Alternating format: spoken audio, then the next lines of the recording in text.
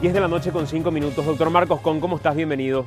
Muy amable por la invitación. Realmente muy contento, Santiago, de estar acá en tu programa. Este programa tan visto, ¿verdad? Gracias por acompañarnos. Gracias, doctor.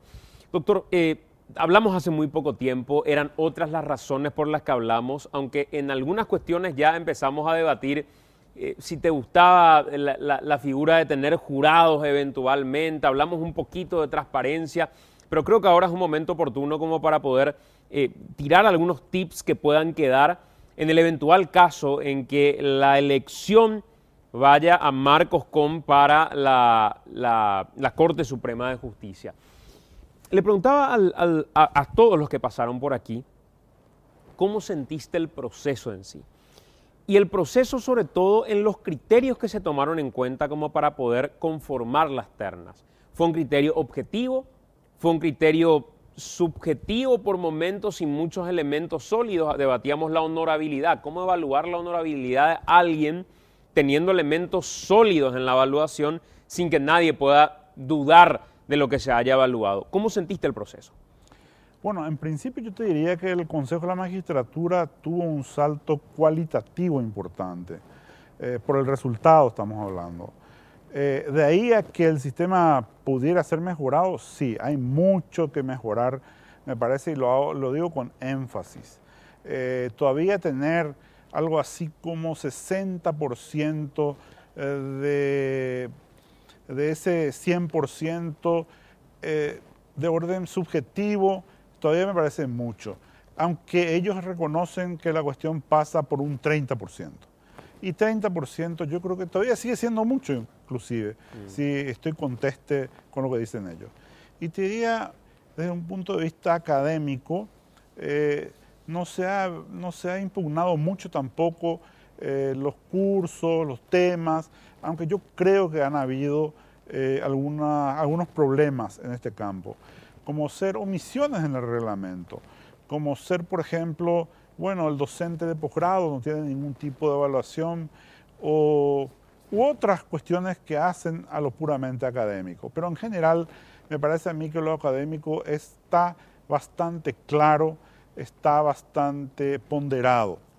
Desde un punto de vista de las audiencias también, como dijo el doctor Jiménez, yo en un momento dado me sentí un poco perjudicado, ¿verdad? Porque estas audiencias públicas no son... formaban parte del cuadro de honorabilidad, pero no son propiamente sobre la honorabilidad. Ahí yo creo que tendría que defenderle propiamente al Consejo de la Magistratura, que se ha explicado bastante mal. El concepto de honorabilidad es una cuestión transversal, ¿verdad? Es una cuestión transversal que supuestamente se evalúa en esa segunda fase, pero no es así. Realmente lo que se evalúa son las audiencias públicas. Y en esta audiencia pública yo había recibido 26,6, algo así, y la verdad que me sentí, hasta si se quiere en términos rugbyísticos, tacleado, ¿verdad? ¿Por qué, doctor? Porque yo creo que, y se puede verificar esto claramente, hubieron otras personas que han ido a leer en la audiencia y tuvieron mejor nota que yo. Yo le puedo contratar a mi amigo Dani Mendonca, ir a leer el discurso de Dani Mendonca, no son mis ideas propiamente, ¿verdad? Entonces, me parece que estas personas debieran ser advertidas en próximos concursos de que nadie puede ir a leer. Por lo menos tiene que conocer básicamente o tener ideas propias. Ahora, esto me parece tampoco es achacable directamente al Consejo, sino que forma parte de una crítica, me parece a mí, constructiva, para ir mejorando un poco. Pero en una lección muy sistema. fina me parece, doctor, que es algo que marca la diferencia. O sea, cuando hay candidatos que tienen perfiles que finalmente creo que no tuvieron mucha crítica en la elección de la terna, me parece que esos pequeños puntos marcan la diferencia. Las décimas están marcando las diferencias. Las décimas están marcando la diferencia. Y desde la ronda final, donde obtuve creo que la nota máxima, bueno, puedo decir muy poco, ¿verdad? En la ronda final estuve en el 8º lugar y del 8º lugar de alguna manera salté a la terna, ¿sí? Esto significa que han habido personas que han tenido mejor puntaje que yo y que por N motivo que yo no conozco, el Consejo de la Magistratura los ha preterido y ha designado justamente ternas que les parecía a ellos iban a tener seguramente menor golpe social, ¿verdad? Porque recordás, y esto es importante entender, aquellos días en que la terna fue nominada, bueno, eran días muy agitados socialmente. El Consejo de la Magistratura fue de alguna manera visitado por estas personas que escrachaban y pedían una terna preocupada por la ciudadanía, la justicia de la ciudadanía, o una justicia ciudadana si querés. Fue un momento difícil para el Consejo y yo creo que la no intervención, el cumplimiento de la promesa del señor Presidente de la República también dio la posibilidad de este salto cualitativo. Yo quiero incluir el cumplimiento de la promesa que nos regaló al momento del discurso inaugural del señor Presidente. Me parece que fue muy importante para tener una terna o este salto tan importante. Esto como evaluación de todo el proceso, digamos, de selección hasta llegar a la terna. Doctor, ¿cuál es la reforma fundamental que debería hacer la Corte Suprema de Justicia? Digamos, si tuvieras que decir esto es lo fundamental que hay que decidir en la Corte misma, ¿cuál es esa decisión? Bueno, la Corte requiere, y creo que se está trabajando en ello, requiere una reingeniería de sus sistemas de gestión de expedientes y una transparencia a esa gestión. De hecho, que no existe ningún método para que la ciudadanía conozca desde que ingresa una causa a la Corte Suprema hasta que concluya cuál es el estado o el curso que va siguiendo. Eso no existe hoy en día. Y tampoco existe, me parece a mí, en las salas un sistema de gestión confiable que cuide, al decir de los penalistas, esa cadena de custodia del expediente, de dónde está, por qué hay retraso, etc. Eso en relación a la gestión interna, me parece lo más urgente. Y en relación a la norma, lo que va a impactar a la ciudadanía en general, me parece que la Corte debiera de encarar lo más seriamente posible, aunque hay ya un anteproyecto, un proyecto de ley de reforma total del actual Código Procesal Civil. Porque el 60% más o menos hasta hoy de la litigiosidad que existe en la República pasa por el ámbito civil. Por eso su importancia, ¿verdad? Entonces, un procedimiento totalmente escrito como el día de hoy ya no puede ser posible.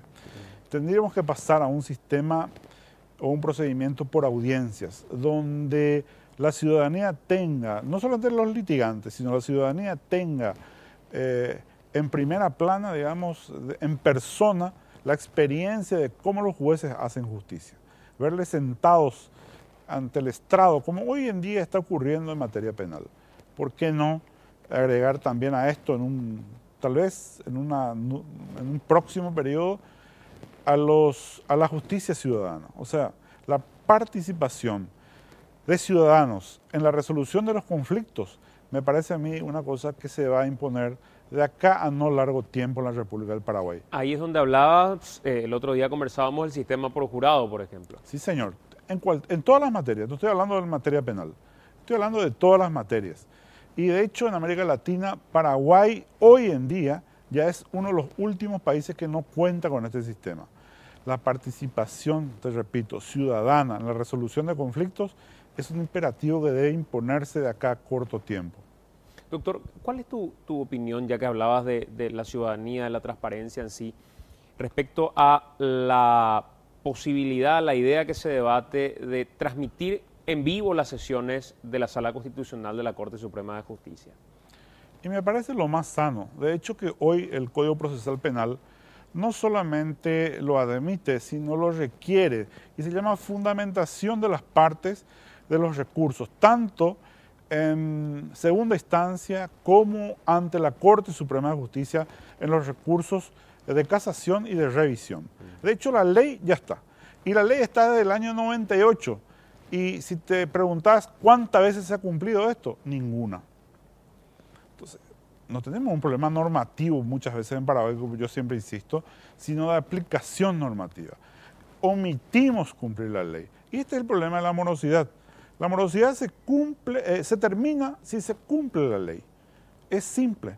El punto es que ¿cómo hacemos que el órgano jurisdiccional cumpla la ley cuando exige, y con una serie de sanciones, a los abogados y a los ciudadanos el cumplimiento de estos plazos? Para los abogados y los ciudadanos litigantes, si no se cumplen estos plazos, hay graves sanciones. Sin embargo, las sanciones previstas, que están previstas en la ley, jamás se han aplicado para los organismos judiciales. Doctor, en esa línea de transparencia, lo que tiene que ver con las declaraciones juradas, lo que tiene que ver con el debate de elección de magistrados eventualmente, siempre el debate que se plantea es, no, esto puede dañar el ámbito privado, su cuestión íntima. ¿Cuál es el límite, crees, entre lo privado, lo íntimo y lo que debe ser de conocimiento de la ciudadanía? Yo creo que no hay límite, honestamente, Santiago. Yo creo que si una persona decide ser funcionaria pública o servidor público, como me gusta a mí decir, es una persona que debe atenerse a ser totalmente pública, salvo lo que hace dentro de su casa, que es una cuestión privada.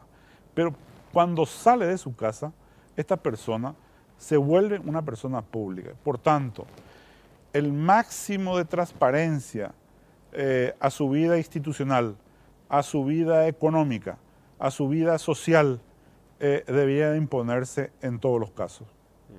Doctor, en cuestiones que son sensibles siempre en la sociedad, hablábamos recién con el doctor Jiménez también y conversábamos con todos los demás que nos visitaron, la reelección siempre fue un tema de debate y la vía para poder habilitar esa reelección de un presidente de la República. ¿Es la vía la enmienda? ¿Es la vía la reforma? ¿Y por qué según tu interpretación jurídica? Bueno, a mí me tocó, siendo asesor jurídico externo del Senado, también realizar una serie de conversaciones con los, en aquel momento, señores senadores sobre esta cuestión. Y creo que hubo un gran consenso en el Senado a nivel político y gran consenso también de los actores jurídicos de aquel momento de que la enmienda era una institución que no podría utilizarse para realizar lo que pretendía en aquel momento el expresidente de la República, Horacio Cartes. Creo que desde un punto de vista jurídico, como estás pidiendo, hay impedimentos importantes, ya que el mandato es una cuestión que pasa solamente por una reforma constitucional. No se puede inventar nuevos periodos, nuevas formas de acceder al cargo si es que la reforma no se da.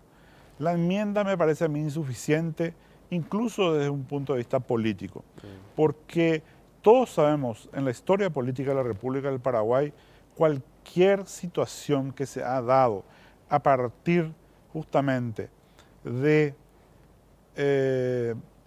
la Constitución o cualquier reforma que se ha dado de la Constitución, la línea de la enmienda nunca ha sido la elegida, salvo, yo recuerdo, en aquel caso de Cerro León del año 77, cuando por la vía de la enmienda se le dejó a Stroessner continuar en el ejercicio del poder. No sé si recuerda.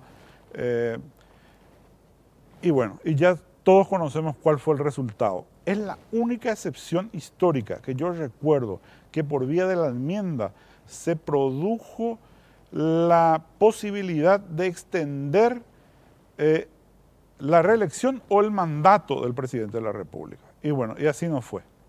Porque muchos lo que plantean es, no, en realidad la reelección no modifica la duración del mandato. La duración del mandato va a seguir siendo la misma. Claro. Pero esto me parece es un argumento falaz en el sentido de que supuestamente con la enmienda hay que volver a ratificarlo por vía electoral, como decían algunos juristas. Pero el punto es este, ¿verdad? La modificación que se da de la Constitución es in personam, no es institucional. Se hace para fulano de tal. Y esto es a todas luces claro. ¿Y qué es lo que busca toda Constitución de la República? Preservar siempre la igualdad en el acceso al poder. Por eso tampoco el presidente de la República podía ser senador activo, salvo que él renunciara a la primera magistratura 6 meses antes y planteara válidamente, a mí me parece, su condición de senador activo. ¿Por qué? Porque ahí se preserva justamente la igualdad entre todos los que van a contender por esa máxima magistratura. O sea, vamos a tomar un ejemplo para esa segunda pregunta que es fundamental. Pongamos el ejemplo Mario Abdo Benítez, presidente en ejercicio de la República y tiene que inscribir en 3 meses o en 6 meses, tiene que inscribir su candidatura al Senado de la Nación. Él necesita renunciar para inscribir su candidatura o puede inscribir su candidatura siendo presidente en ejercicio de la República. No, a mi modo de ver, él solamente puede inscribir su candidatura para senador activo si renuncia a la primera magistratura. No hay otro modo. Por ahí algunos decían que no se puede renunciar justamente a la primera magistratura o no debería de aceptarse la renuncia del primer magistrado. Y yo creo que no es así, ¿verdad?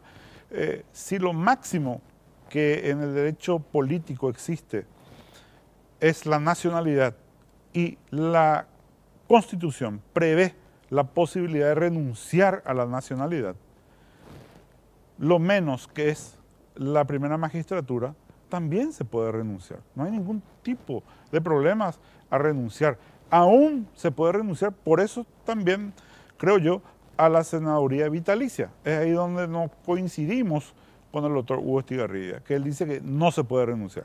No, yo creo que no, la Constitución no puede bajo ningún sentido atar a una persona, atar la carrera política de nadie con ese tipo de reglas. Doctor, ¿qué opinión te merece otra cuestión que hoy está en debate, que es la ley de paridad? ¿Cuál es tu criterio respecto a la ley de paridad? Mira, Santiago, no tengo muy bien estudiada la cuestión, pero la paridad es una cuestión que se impone, es una cuestión que va a llegar más tarde o más temprano. Y la paridad pasa no solamente por la representación política, sino también pasa efectivamente por los cargos administrativos de la nación, ¿verdad? Todos vemos, y a veces vemos con tristezas muchos, que los órganos de representación no existen prácticamente mujeres, ¿verdad? Vemos en el Senado, en la Cámara de Diputados, que hay una mínima representación. Y creo que es importante la visión de la mujer en el quehacer nacional. Es demasiado importante tener otros ojos desde una perspectiva femenina. Yo creo que se han hecho aportaciones importantes en todo sentido en la sociedad. Y si representan el 50% de la población, ¿cuál es el problema que la ley pueda asegurar una mayor participación, una participación, yo diría, real de la mujer en la actividad política o administrativa? Y aquello que muchos plantean diciendo que se deja de lado el criterio de idoneidad para que el criterio de fuerza de ley sea el que termine otorgando un cargo a una mujer. ¿Crees que efectivamente es un conflicto que se presenta? Yo creo que no tendría que haber conflicto. Yo creo que no solamente la ley de paridad debe asegurar la participación, sino debe asegurar la idoneidad. Son dos extremos que deben estar asegurados porque son principios no solamente universales, sino también consagrados en la Constitución. De hecho, la idoneidad es un requisito esencial para cualquier desarrollo de un cargo público, ¿verdad? Por tanto, no creo que haya contradicción. Se complementan y deberían formar parte de un todo. Hablábamos de la senaduría vitalicia y un planteamiento que se dio en el debate en este tiempo es que Fernando Lugo al haber sido destituido por la vía del juicio político, no tenía el privilegio, el honor de terminar siendo senador vitalicio, por aquello que dice la Constitución, salvo que haya sido destituido por la vía del juicio político. ¿Eso es así, doctor, en tu interpretación o no? Sí, es así. Hay un vacío legal, claramente, un vacío constitucional donde la Constitución no previó bajo ningún sentido el caso y podríamos decir, una interpretación ética, moral, pero no es de fuerza constitucional. Por tanto, si la Constitución no prevé, me parece que el senador Lugo no tiene ningún inconveniente de estar ahí. Ahora, ¿es incoherente con la solución que establece para el caso del presidente de la República activo? Claro que es incoherente. Doctor, en el caso de la unión civil igualitaria, ¿cuál es tu parecer, tu pensamiento? Yo creo que la Constitución bajo ningún sentido tiene ningún tipo de inconvenientes a este tipo de unión. Yo creo que simplemente habría que modificar el Código Civil o una ley complementaria al Código Civil para que las personas del mismo sexo tengan la posibilidad no solo de cohabitar legalmente, sino de proteger su patrimonio, de proteger su vida en común. Por tanto, no habrá mayor sentido, ningún tipo de debate en relación a este tema, salvo el caso en que quieran denominarle a esta figura matrimonio, ¿verdad? Porque esto no puede ser. La Constitución es clara y dice que el matrimonio lo forman solamente un hombre y una mujer. Pero no es equiparable, decís, la figura del matrimonio con la de la unión civil igualitaria. Es totalmente equiparable. Me parece a mí que es totalmente equiparable. No, digo equiparable en términos jurídicos, que alguien pueda decir, claro, esto termina siendo lo mismo, entonces es inconstitucional. No. Es que es totalmente equiparable en términos constitucionales, no habría ningún inconveniente. La denominación es imposible desde un punto de vista jurídico, pero los alcances en relación a la protección de la vida en común o a la protección patrimonial, creo que es lo mismo y no debería escandalizarle a nadie, ¿verdad? Todo lo contrario. La ley debe hacer justicia a la sociedad. Yo considero que la ley es una herramienta que debe propender a la paz social. Si la ley o la norma no propende a la paz social, modifiquémosla, deroguémosla, cambiémosla. ¿Cuál es el problema? La ley no es otra cosa sino un consenso que se produce en un momento determinado y de parte de nuestros representantes. Por tanto, eso se puede cambiar de un día a otro. Ninguna ley debería ser pétrea, debería ser eterna. Toda ley debe ser, como te digo nuevamente, un instrumento para la paz social. ¿Y la eutanasia, doctor? La eutanasia es un problema realmente complejo, porque tiene muchos componentes que están muy fuera del ámbito jurídico. Ahora, si vos me preguntás jurídicamente, desde una perspectiva jurídica, hay avances y retrocesos, porque nuestra Constitución protege la vida y nuestro Código Civil la protege en su artículo 28 desde la concepción hasta su final, hasta la muerte natural. O sea, todo aquello que no esté prevista como muerte natural, escapa a la definición legal. Por tanto, habría que trabajar en una norma, si hay consenso social, y buscar que la persona que se vea afectada por una enfermedad terminal no termine sus horas con un sufrimiento terrible. Hablábamos antes de iniciar el programa de la politización de la Corte y decías que tenés un pensamiento que tiende a la politización de la Corte. ¿Por qué? Sí, me parece a mí, decía yo, que el debate sobre la Corte Suprema todavía no ha llegado al grado de politización. Y hay que dividir el tema partidario, ¿verdad? No estamos hablando de partido, sino de politizar, el conocer el alma del magistrado, en que cada magistrado debe ser conocido y previsible, como decías vos mismo, el ñeá, el conjunto del alma de sentimientos, no solamente de conocimientos. El juez no es solamente materia, no es solamente carne y hueso, también tiene sentimientos, tiene una mente que puede ser conocida a partir de lo que yo considero se llama proceso de politización. Lo que estamos haciendo, me parece que es politizar las candidaturas de la Corte, saber qué piensa, qué alma tiene, más allá de su partidos políticos, que son interesantes conocerlos, pero no hacen al fondo la cuestión. Hay algo en lo profundo de cada magistrado que debiera ser ocultado. Su ideología es el caracú técnicamente que van a hacer que la justicia tenga mejor pronóstico en el Paraguay. ¿Cómo te definirías ideológicamente, doctor?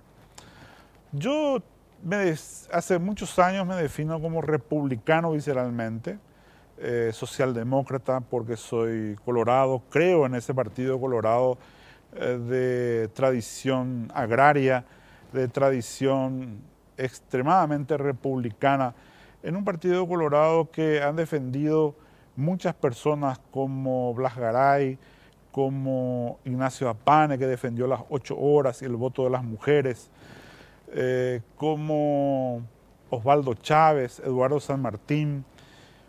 Hay una línea democrática dentro del Partido Colorado que siempre me ha subyugado por su enorme compromiso con la República, repito, y la democracia. Me parece que esta es mi línea, creo en esa línea. Es la línea que busca que la ciudadanía sea la protagonista y que los actores políticos o los actores administradores de la cosa pública sean servidores y no los protagonistas. Doctor, te agradezco mucho por acompañarnos. Un gusto, Santi. Te agradezco mucho, pese a que técnicamente muchos me dicen que la cuestión está cantada. La decencia de tu invitación, bueno, me llena el alma y te agradezco mucho por esto. Gracias, doctor, por estar con nosotros.